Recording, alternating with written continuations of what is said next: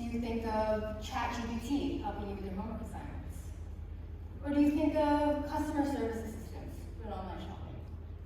Maybe you think of smart cleaning robots in shopping malls?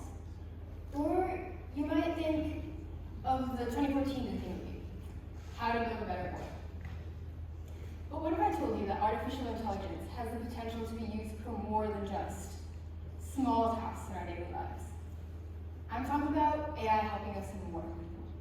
Picture: bulletproof robot soldiers, machine guns with 100% accuracy, and smart killer drones which are impossible to get away from. What if I told you that some of these technologies are actually in development today?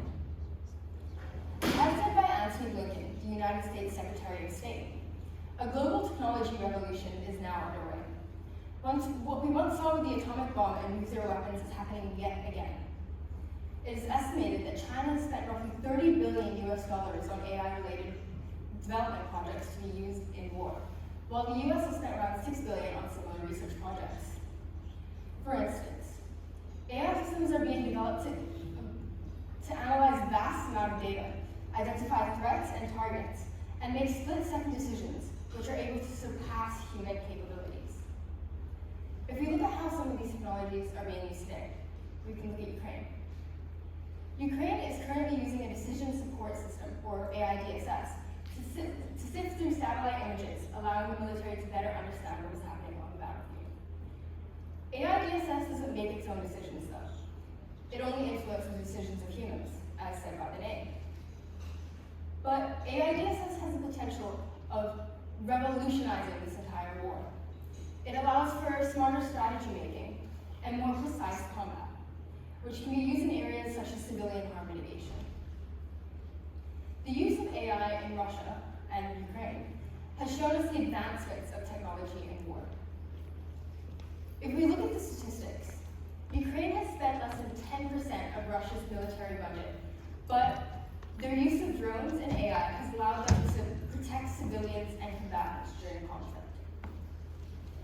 If we look at Gaza, they are currently using AI systems to analyze vast amount of data to identify threats and targets and provide an estimate of the likely amount of deaths during attacks. However, this system relies solely on the amount of data that's being processed and the amount of that data. This system may allow the militaries to have strikes on residential homes, despite having no known actual targets residing there. Or this system may end up causing a lot of harm when having inaccurate data interpretation. When evaluating the ethics of using AI in war using the principle of jus in bello, a key principle is proportionality, which means that the amount of force that is used should not exceed the amount necessary to achieve its intended objective. This can easily be violated by the use of AI systems and their split-second decision-making. The principle of distinction requires combatants to distinguish between military targets and civilians, and many of these systems can fail to do that due to the lack of diversity when testing. This is commonly seen in self-driving car fatalities, where people with darker skin tones are not detected. If these technologies aren't properly tested and regulated, they will struggle to identify targets. Finally, accountability. The use of AI in war raises the question of who is responsible for their actions. AI systems lack morals, which means they can't be held accountable for their actions. This means that AI systems have to be properly regulated to follow ethical principles. This requires governments and international organizations working together to provide clear guidelines on how AI can be used in war.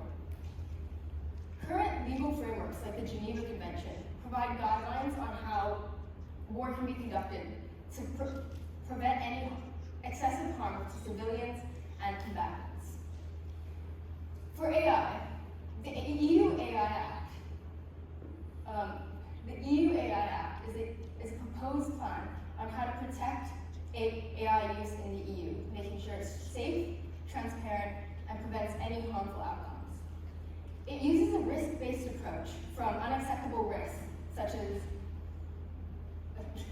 the use of voice-activated children's toys, which could cause harm, to general-purpose AI, such as ChatGPT. The punishments that come with this act include a 35 million euro fine for any violations of the act, or for any spread of misinformation. AI has the potential of revolutionizing warfare, but the ethical implications cannot be put aside.